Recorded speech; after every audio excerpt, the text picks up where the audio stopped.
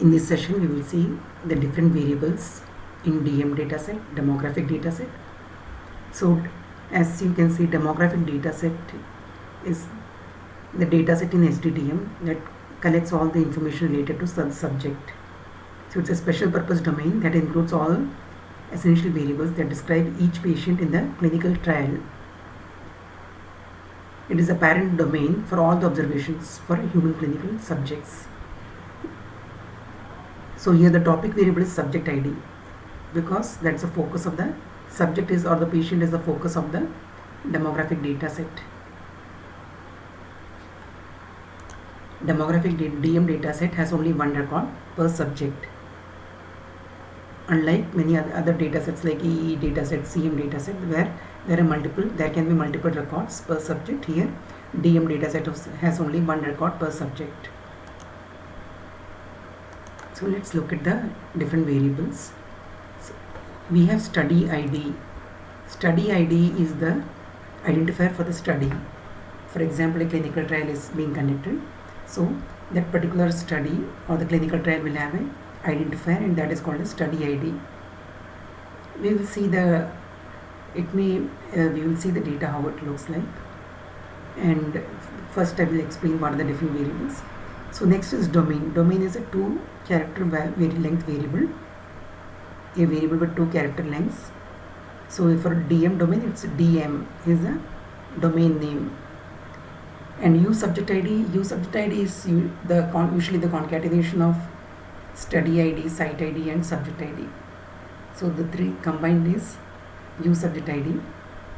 Subject ID is identifier for the subject. RFSTDTC is the subject reference start date time. So this includes the first exposure of the subject to the study drug, the first dose the subject received in the clinical trial for the study drug. So that is RFSTDTC. RFENDTC is the subject reference end date time. So this is the last exposure to the study drug, the last dose of drug the subject received. It's a date. These are date variables. RFSTDTC, RFENDTC are date variables. Similarly, RFXSTDTC, RFXENDTC, RFICD. So these are all date variables. So RFSTDT is the start of exposure, and RFENDTC is the end of exposure to study drug. RFXSTDTC is also like RFSTDTC, which is the start of exposure to study drug. And RFXENDTC is usually the same as RFENDTC. There are some occasions where RFSTDTC can differ from RFXSTDT. So RFXSTDTC may differ from RFSTDTC in scenarios where, like oncology studies, where the subjects may receive a chemotherapy before being exposed to study drug. So the start of the chemotherapy will be considered as RFSTDTC, and the start of the study drug will be considered as RFXSTDTC. So these are very rare occasions, but usually it's the same value. RFSTDTC and RFENDTC are usually the same. Same applies to RFXENDTC and RFENDTC, which is the last exposure, date time of last exposure to study drug. RFICDTC is the informed consent sign dates. So when the patient comes to the clinical trial, the patient has to sign a consent form that he agrees to participate in the study. So that particular date he signs the consent form is the RFICDTC. Then we have RFPENDTC. RFPENDTC is the last contact with the patient. It could be the last follow-up date with the patient, or for example, a site person may contact the patient, or it may be the last follow-up date with the patient. So that is RFPENDTC. That's the last participation date in the clinical trial, or which is known through the last contact with the patient.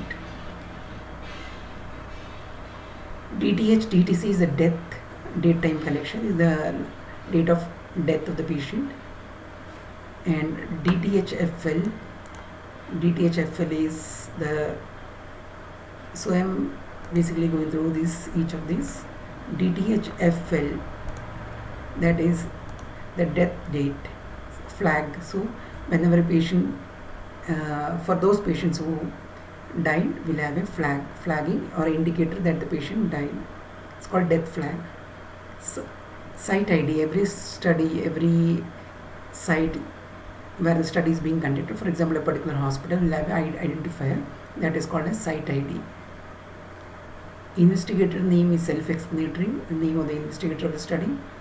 BRTHTTC is the date time of birth of the patient, so birth date basically for each patient.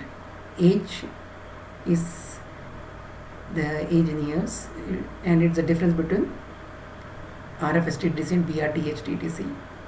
So the gap between after the first, the age at first exposure to study drug.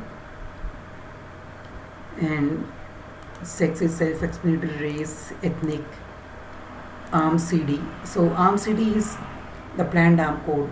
So what was planned is arm CD. For example, if patient was planned to be treated with drug A, but due to some reasons he was given drug B in a crossover study, or in a, so let's say the sequence has changed. Let's say he was supposed to give A first drug A, then drug B in a crossover study, but for some reason or by mistake it happened that he received drug B first and then received drug A. So that the change actually, that particular, what was planned initially is AB, what's actually is BA. So in arm CD we will populate AB because it's planned, and ACT arm CD will populate BA because that's what actually happened. Arm CD is abbreviation and arm is the full form.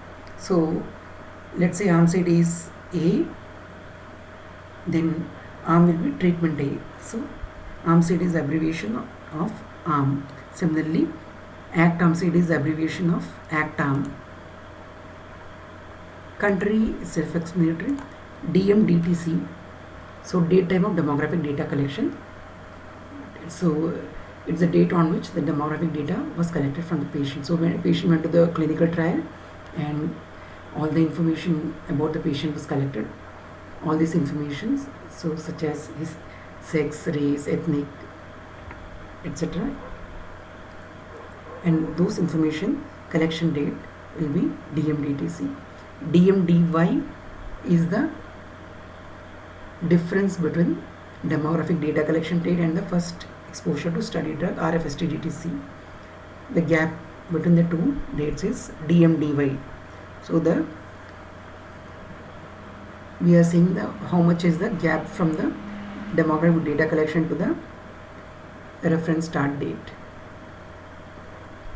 And if DMDTs is greater, then we'll see in the code actually more in detail. So I think this is good for now. The programming part we'll see in the next video.